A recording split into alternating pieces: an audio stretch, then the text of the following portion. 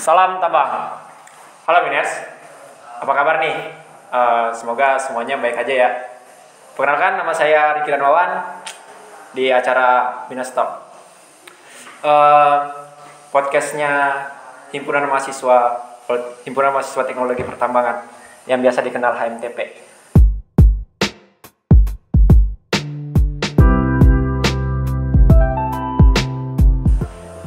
Untuk episode kali ini, saya mengundang sosok yang sangat banyak pengalamannya dan sangat luar biasa ya. Dan sekarang menjabat sebagai Kepala Prodi Teknologi Geologi di Politeknik Energi dan Pertambangan Bandung. Kita sambut Bapak Insinyur Saptanto Djoko Suprapto. Oke, selamat pagi Pak. Selamat pagi. Bagaimana kabarnya nih Pak? Alhamdulillah. Kalau orang seumuran saya itu alhamdulillah dan sehat. Sehat Pak. Puasa lancar Pak ya? Ya. Puasanya lancar. Alhamdulillah lancar. Masih puasa, masih penelitian lapangan. Jadi kemarin kan ke Patuha, jadi masih naik turun lembah gunung. Nah, jadi berarti sehat. Sehat Pak ya. Kalau boleh tahu nih Pak ya, Bapak bisa menceritakan nggak Pak background atau karirnya Bapak sebelum menjadi dosen di PP Bandung ini Pak? Sebelum menjadi dosen itu saya cerita mulai sejak di kampus. Jadi kalau saya di S1 dulu ada istilah sarjana muda, sampai 3 tahun itu namanya sarjana muda. Setelah selesai 3 tahun itu saya mulai bekerja di luar. Jadi mulai cari uang di semester 7 itu udah mulai menerapkan ilmunya, khususnya geologi teknik. Jadi banyak proyek-proyek geologi teknik di daerah, sampai sekarang pun sebenarnya proyek geologi teknik itu banyak di sekitar kita, di Bandung, di kota-kota manapun geologi teknik itu banyak dikerjakan. Kemudian sampai 90. Jadi selama tahun 84 sampai awal 90 itu saya di geoteknik. Kemudian juga terakhir 2 tahun di proyek air tanah. Kalau di pelajaran geologi, geohidrologi. Jadi selama kurun waktu 6 tahun lebih itu punya pengalaman geoteknik dan gehidro. Kemudian masuk PNS tahun 90, awal 90, tahun 92 itu yang namanya dulu pegawai negeri itu boleh dipinjam oleh perusahaan, membantu perusahaan ketika perusahaan itu kekurangan tenaga ahli. Nah, awal 90-an tuh, tahun 90 masuk PNS, tahun 93 itu mulai di perusahaan terus dipinjam perusahaan.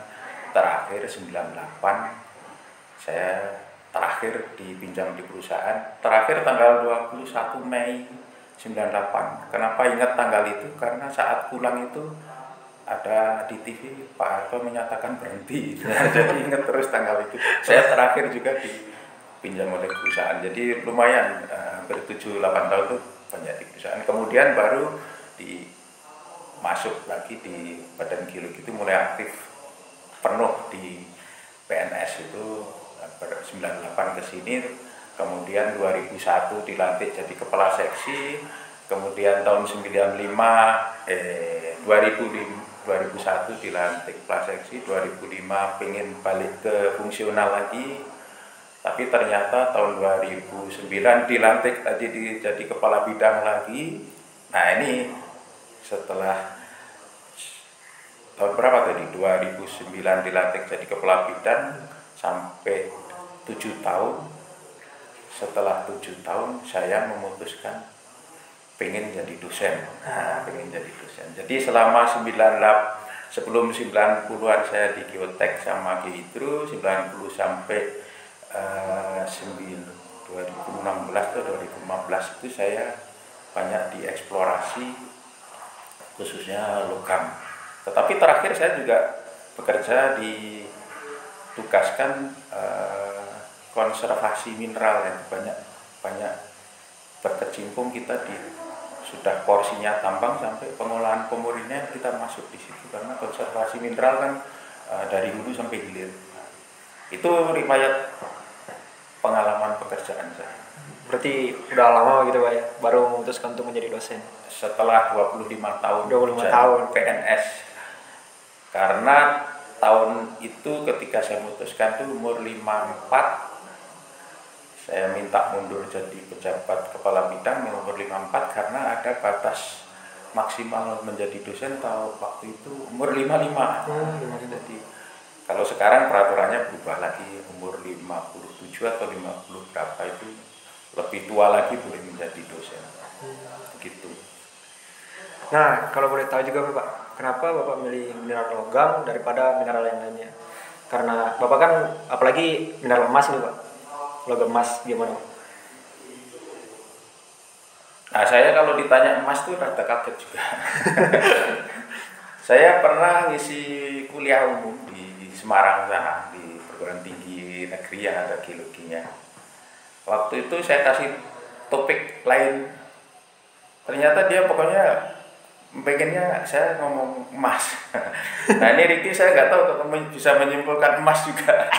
Padahal itu hanya di pikiran saya itu saya memang benar sekali saya tuh tulisan saya kan nggak cuma emas, seperti ada timah, ada REE, ada boksit saya nulis, tembaga ada saya nulis. Tapi memang sampai sekarang saya paling tidak ada hentinya berpikir itu emas, dan tahun ini penelitian dosen saya juga masih emas. Tapi itu bukan pilihan sebenarnya. Ketika kita masuk PNS itu udah pokoknya begitu masuk kamu ditempatkan di sini, udah sebenarnya ya takdir saya akhirnya berkecimpung di dunia logam. Ternyata di dunia logam itu saya kok paling tertarik dengan emas. Kenapa emas? Padahal emas itu kalau kita bicara emas itu kan sekian ribu tahun lalu kan orang udah mengenal emas. Zaman nabi-nabi, bukan nabi ya, sekian ribu tahun lalu logam yang paling dikenal duluan kan emas, karena di alam itu sudah berupa logam, tidak ada proses, tidak ada pengolahan, sudah tidak ada ekstraksi apa-apa, bisa kita jumpai di alam itu sudah logam emas. Tetapi uniknya emas tuh sampai sekarang saya udah berapa tulisan saya tentang emas tuh rasanya tentang emas tuh masih banyak misterinya, sehingga sangat menarik. Sampai sekarang pun ketika kita misalnya saya presentasi itu cenderung senang cerita emas, memang penasarannya itu belum habis. Bahkan tahun ini penelitian dosen saya masih tentang emas. Itu saya juga kaget juga, Ricky nanyain emas waktu 15 tahun lalu saya ngasih kuliah umum tuh dipaksa juga Pak, pokoknya saya pengen Bapak presentasi emas. Ternyata kebaca oleh kalian. Ya makanya itu Pak, saya kan penasaran gitu kenapa Bapak di situ. Ternyata karena semakin penasarannya Bapak semakin terus meneliti Pak ya. Tapi Bapak maksudnya ditempatkan di tempat yang sekarang itu karena pilihan Bapak atau karena ketentuan dari PP Bandung? Ditempatkan di maksudnya sekarang kan Bapak di bidang geologi. Nah itu Bapak sendiri yang memilih ke bidang geologinya atau memang ada dari dorongan orang lain? Oh tidak, kalau geologi ya memang sebenarnya sejak PEP ini akan berdiri kan saya juga ikut dilibatkan mulai menyusun kurikulumnya. Kemudian juga ketika PEP berdiri ya kebetulan satu-satunya geologi kan saya. Jadi sudah takdirnya harus ke situ lagi. Jadi kadang kita itu memang tidak banyak pilihan, kondisi yang memaksa kita harus berada di tempat itu. Walaupun mungkin kalau saya masuk kayaknya sekarang mungkin bisa jadi ditempatkan di prodi tambang, tapi kita harus terima itu. Tapi karena sejak pertama memang geologinya di PEP itu ya yang diangkat pertama jadi dosen itu karena bukan diangkat sih, karena saya dari Akamigas, Akamigas sudah dosen, di sini hanya mutasi aja. Jadi mutasi dari Akamigas ya betul. Nah seperti yang kita tahu nih Pak ya, kan sekarang itu COVID, kita mengalami pandemi. Ada kesulitan nggak sih Bapak setelah mengajar secara online gitu Pak? Kalau mengajar teori, alhamdulillah malah Enak. kemudahan yang kita Ada dapat. kemudahan. Banyak kemudahan. Ya memang ada kendala-kendala tertentu, tapi itu kan karena saya juga mengikuti teknologinya telat. Sebenarnya apa yang kita lakukan lewat online itu bisa kita lakukan juga persis di kelas, cara menerangkannya, cara membuat misalnya ilustrasi gambar, bikin sketsa itu sebenarnya kan lewat Zoom juga bisa. Kemudian yang saya rasakan dengan adanya pandemi ini justru ilmu itu sekarang murah meriah. Kita lewat online itu kan kita bisa mendapatkan webinar dari macam-macam, bahkan ada yang dari Texas kemarin lewat online kita bisa ikuti webinar dari, ya kalian kemarin ikut dari pembicara dari Korea bisa kita ikuti. Ketika nggak ada pandemi itu merupakan sesuatu yang mustahil. Mustahil kita melakukan webinar, menghadirkan tokoh-tokoh atau dari industri, malah industri kan dengan mudah kita minta untuk mengisi webinar, termasuk di sananya orang-orang yang pejabat pentingnya di industri itu dengan mudah kita bisa dapatkan akses lewat online, karena kondisinya seperti ini justru memberi peluang kita dan tidak disangka-sangka. Nah, justru yang saya dapatkan selama setahun ini, webinar itu ada di mana-mana dan disampaikan oleh orang-orang yang benar-benar pakarnya, orang-orang yang benar-benar di bidangnya, itu gara-gara pandemi.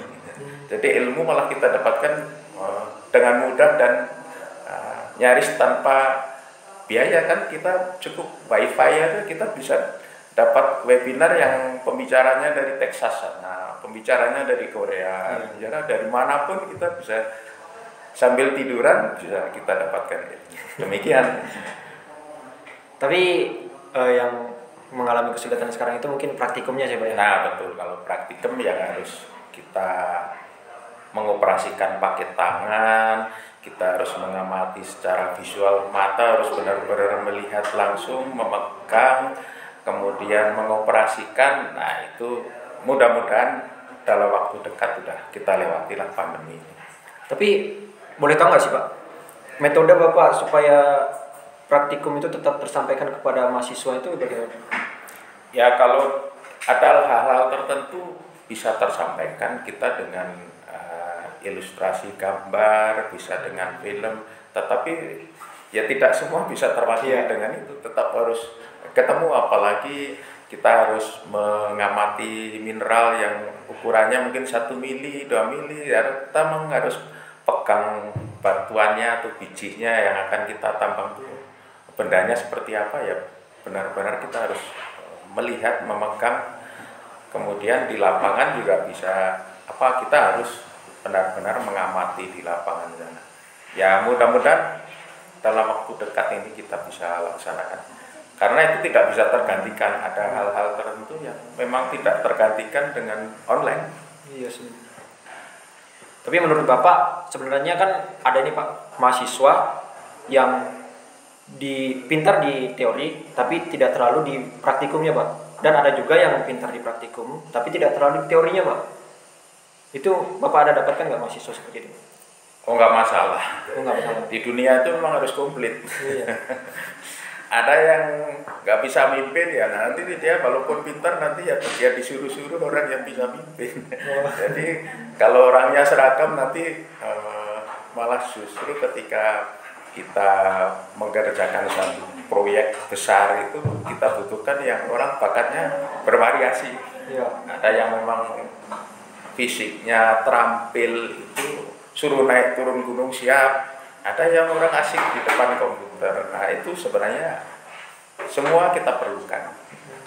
Dari balik kelebihan masing-masing itu tetap ada manfaatnya. Ada manfaat. Tapi punya nilai yang berbeda gitu Pak? Ya betul. Jadi kalau ada yang asik dengan teori ya nanti ditempatkan di tempat-tempat yang tidak banyak di lapangan misalnya. Ada orang yang memang senang asik di lapangan, turun gunung pun malah asik, siap, selalu siap. Nah, orang yang tidak siap seperti itu juga banyak. Ada banyak. Jadi saling melengkapi.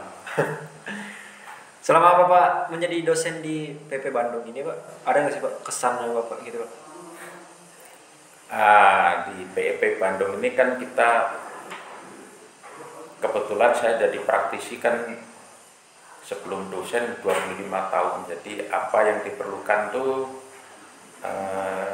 bisa saya pahami ketika Ricky dan kawan-kawan praktikum itu butuh apa. Ya intinya ketika kita praktikum tuh tidak hanya mencoba mengamati dan lain-lain, perlu adanya sensasi bagi yang melaksanakan praktikum itu sehingga apa yang dia lakukan tuh akan terkesan terus. Contohnya saya kan ngajar di tambang ini kan di semester 1 mineralogi. Mineralogi kita ajak ke pusat sumber daya mineral batu bara dan panas bumi. Kebetulan kita alatnya waktu itu karena memang baru berdiri belum punya. Kita mencoba mengamati paparan radiasi kan waktu itu. Nah, setelah itu kan kita ada webinar tentang lingkungan. Profesor yang menyampaikan. Saya terkesan sekali pertanyaan dari salah satu dari kalian menanyakan, pertanyaannya, kenapa di Pasir Timah itu ada monasit, ada uranium, tetapi kenapa rakyat dibolehkan ikut menambang? Nah itu saya yakin tidak semua orang bisa menjawab. Padahal kalian baru semester 1. Baru semester 1. Itu pertanyaan itu sebenarnya kompleks sekali itu. Kalau dijelaskan pertanyaannya supaya jelas itu mungkin panjang lebar dulu. Sehingga kenapa sampai menanyakan itu, kok rakyat boleh menambang sementara Pasir Timah ada monasitnya, ada uranium. Nah itu yang menjawab itu ketika nggak ngerti dunia timah juga mungkin nggak bisa jawab. Bisa jadi jawaban pertanyaan salah satu dari kalian dulu nggak memuaskan. Padahal waktu itu kan baru mata kuliahnya yang berhubungan dengan bahan tambang itu baru mineralogi, itu sangat basic sekali. Tetapi bisa memberikan pertanyaan yang sebenarnya pertanyaannya bagi saya itu hasil pemikiran yang kompleks dari kalian. Kenapa saya bisa memahami kalian bisa membuat pertanyaan sekompleks itu? Karena kan kita udah bikin video itu kan di YouTube. Karena udah paham betul dunia tambang timah itu, walaupun kalian baru semester 1 udah bisa membuat video itu yang saya rasa tidak banyak orang paham. Sehingga muncul pertanyaan itu yang jawabannya tidak hanya teknis, itu menyangkut kebijakan gitu. Nah itu yang terkesan ketika saya di PEP ini, walaupun baru setahun lebih dikit, hampir tahun kedua atau 2 tahun semester 4 ini, yang paling mengesan semester 1. Berarti kalian hebat. Jadi karena hal tersebut mungkin yang saya tanggap karena kita pernah melihat secara langsung. Nah, jadi yang saya bilang sensasi tadi, ketika kalian praktikum mengetes pasir besi, begitu ketemu monasit, kan itu kan ada sensasi yang bikin kaget gitu. Ketika ngetes monasit suaranya heboh. Itu belajar itu kadang perlu sensasi. Jadi kita itu juga terkadang kangen gitu Pak kuliah offline gitu. Tapi seketika pas Bapak offline itu Pak, pernah nggak Pak pas ngajar kami pas praktikum itu seakan-akan mengingat masa lalu Bapak gitu? Saya tuh iya sih. Saya tuh di kampus dulu dikenal orang mahasiswa yang kerjanya dari lab ke lab. Saya ngajar asisten praktikum tuh 3 laboratorium, geologi dasar, geologi cerita penginderaan jauh sama petrografi. Jadi waktu kuliah itu hidupnya dari lab ke lab. Jadi kalau ngajak kalian di praktikum itu ya serasa ingat masa tahun 80-an. Pekerjaan saya waktu mahasiswa itu dari lab ke lab. Asik sebenarnya, asik. Nah ini Pak, kan saya juga pernah tuh membaca karyanya Bapak, karya tulisnya Bapak tuh Pak. Bapak boleh nggak Pak menceritakan karya tulis yang Bapak yang sudah terbitkan untuk memancing kita nih Pak, kaum muda ini kan Pak, semangatnya kan masih membara nih Pak. Boleh nggak Bapak ceritakan sedikit Pak? Nah, saya tuh sebenarnya nulis itu berapa itu sebenarnya udah lupa, tetapi ketika menjadi dosen tuh harus disusun tulisan saya itu apa saja. Kalau nggak salah itu antara 40-41 tulisan saya yang terbit, dan tidak hanya geologi, tidak hanya geokimia atau emas. Saya kan menulis juga tentang yang kaitannya dengan dunia tambang. Nah, terkait dengan dunia tambang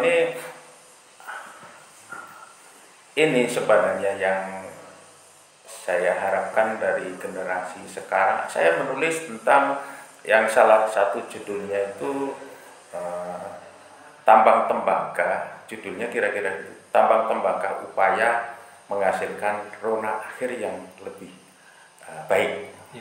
Artinya ketika setelah ditambang itu jauh lebih baik dibandingkan sebelum ditambang. Karena memang contohnya aja deposit emas itu biasanya berada di daerah gersang. Ketika kita tambang bisa direkayasa menjadi tidak gersang lagi. Ketika ada deposit tambang di situ zona resapan air terkendala karena yang dilewati adalah zona biji, zona silika. Gimana air bisa meresap ketika ditambang menjadi bisa resapannya itu justru meningkat. Nah, ada tulisan-tulisan saya yang terkait itu, terkait dunia tambang juga, termasuk reklamasi saya tulis juga. Tapi tulisan saya hampir boleh dibilang ya seluruhnya dipublikasi di dalam negeri, terutama di Pusat Sumber Daya Mineral dan Pusat Sumber Daya Mineral Batubara dan Panas Bumi, dipublikasi di sana. Nah, yang untuk kalian Ya.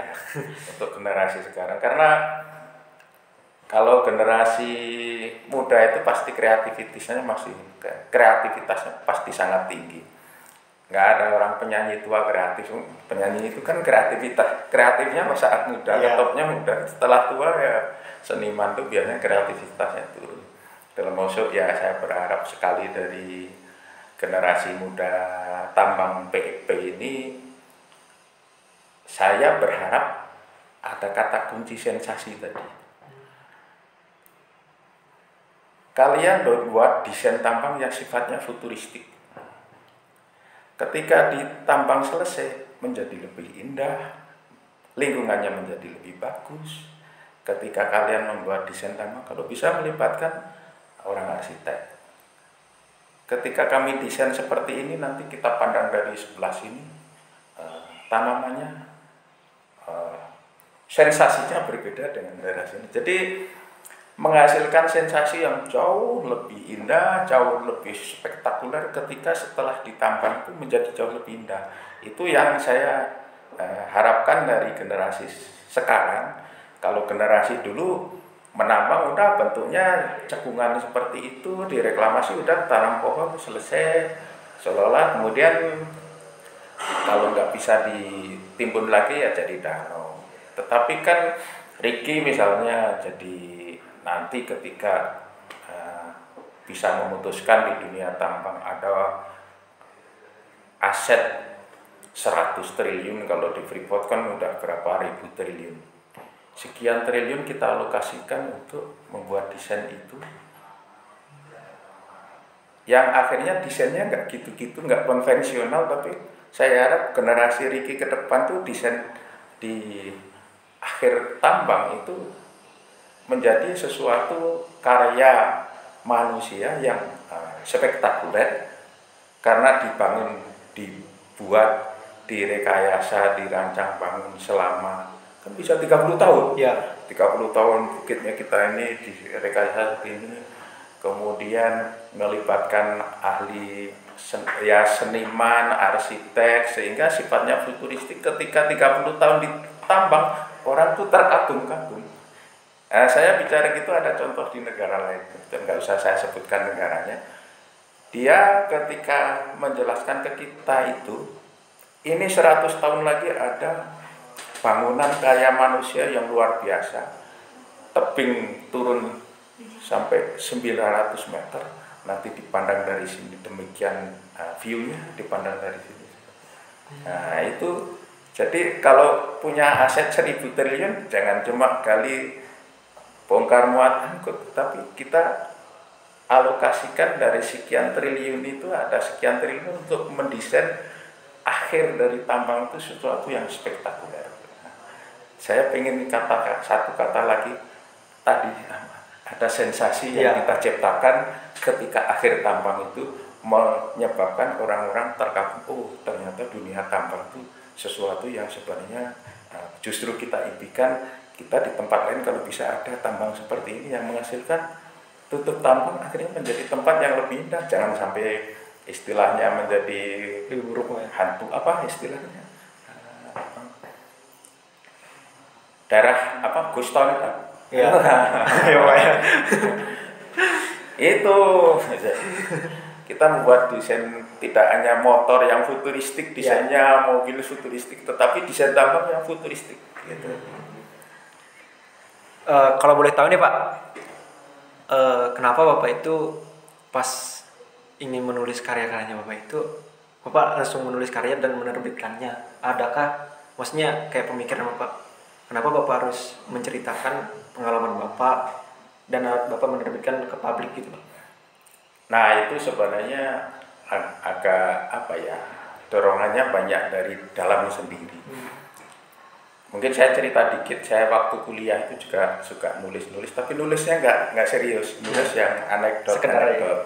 Anekdot itu, tapi nanti Ricky bisa membaca saya itu tipenya seperti apa. Oh iya. Nah, contohnya seperti ini, jadi saya pernah nulis anekdot, saya muat di majalah Mutiara, bentuknya tabloid, tentang, jadi cerita fiktif, karena saya di Jogja yang hari-hari saya saksikan adalah turis, ada Jepang, ada orang-orang seluruh dari banyak negara, ada turis di Jogja dan saya bikin anekdot. Kebetulan waktu itu musim kampanye tahun 80-an itu kan motor ribuan lewat sambil knalpotnya di besar-besar suaranya. Nah, saya bikin cerita di situ tuh saat kampanye itu ada rombongan turis dari banyak negara menyaksikan kampanye yang sedang lewat. Ribuan peserta kampanye naik motor dengan gas yang dikeras-keraskan itu. Setelah rombongan peserta kampanye berakhir, orang Jepang itu sorak-sorak, kita menang. Apa? Yang menang itu bukan partai itu, yang lewat itu semua produk Jepang.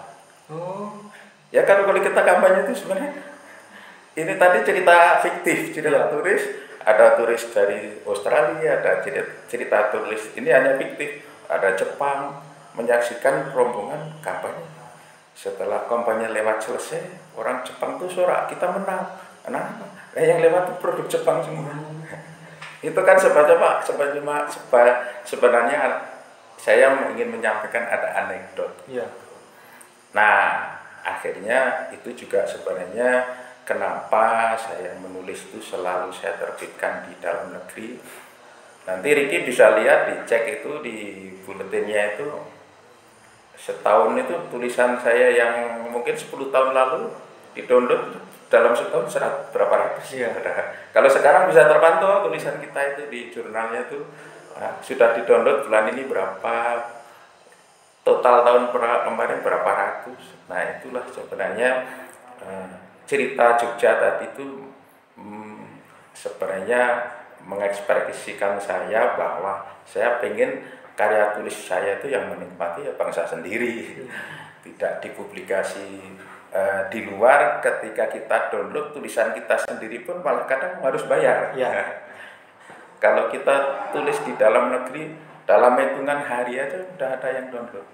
Jadi kita publikasi Agustus, nanti September itu yang download udah banyak yang mendownload tulisan kita, yang publikasi kita itu. Nah, itulah yang sebenarnya pasti dari mahasiswa terutama itu kan kiblatnya kalau tentang potensi sumber daya mineral, baik logam, non logam, batu bara sampai panas bumi itu kan kiblatnya kalau berburu ilmu kan ke badan geologi.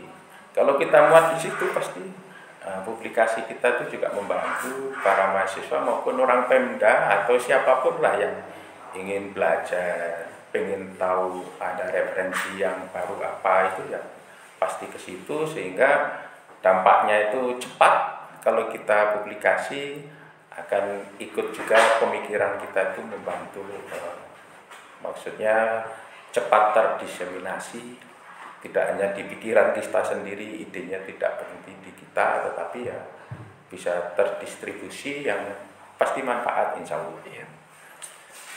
Untuk sekarang ini ada nggak Pak karya tulis Bapak yang baru gitu? Nah yang baru itu tentang ini unik juga. Jadi menulis itu kadang tidak selalu lancar, idenya belum tentu diterima banyak pihak. Kadang perlu perjuangan, ada tulisan yang menurut kita ya gitu-gitu aja udah cepat masuk. Tapi ada yang terakhir ini lumayan perlu perjuangan, tidak begitu saja diterima tulisan saya tentang salah satunya tentang ini. Jadi potensi logam mineral terutama di fluida panas bumi. Di situ yang menonjol yaitu di Dieng itu kita temukan litiumnya kadarnya tinggi. Litium kita nggak ada kan di Indonesia, belum ada tambang litium, belum pernah memproduksi litium. Kaliumnya tinggi, kita punya pabrik pupuk tapi kaliumnya impor 100%. Kemudian boronnya juga tinggi, kita belum ada produksi boron. Nah, ketika kita menemukan sesuatu yang baru itu kadang tidak mudah untuk langsung diterima karena memang idenya sesuatu yang baru sama sekali. Tetapi pembandingnya sekarang sudah ada. Kadar sekian itu ekonomis atau enggak, kadar sekian bisa diusahakan atau enggak. Contohnya di negara lain udah diproduksi. Iya. Jadi kalau kita nggak perlu mikir-mikir, kita punya barangnya, kita punya kadarnya juga masuk, kadar yang tinggi. Di negara lain kadar segitu diusahakan juga, berarti untuk bicara keekonomiannya tinggal membandingkan dengan negara lain. Tapi yang penting kita menemukan bendanya di Indonesia ada. Nah itu publikasi tahun lalu.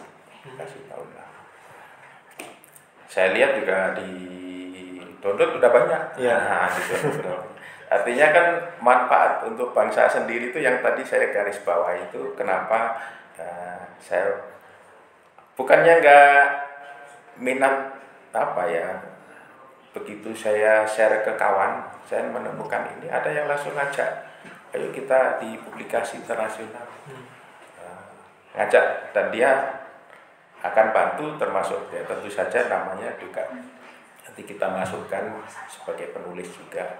Tetapi ya saya cerita dari Jogja saja, pengennya ya untuk bangsa sendiri. Intinya bermanfaat buat bangsa sendiri. Kalau bahasa Indonesia ya nggak perlu belajar bahasa Inggris, bacanya langsung bisa. Apalagi untuk para mahasiswa kan download gratis, terutama itu download gratis. Dan bisa kita pantau dalam sebulan di download berapa orang. Itu yang penting sekali bagi saya. Ya. Nah, untuk sebelum kita menutup ini Pak, ada nggak Pak sepatah dua patah untuk memotivasi kami?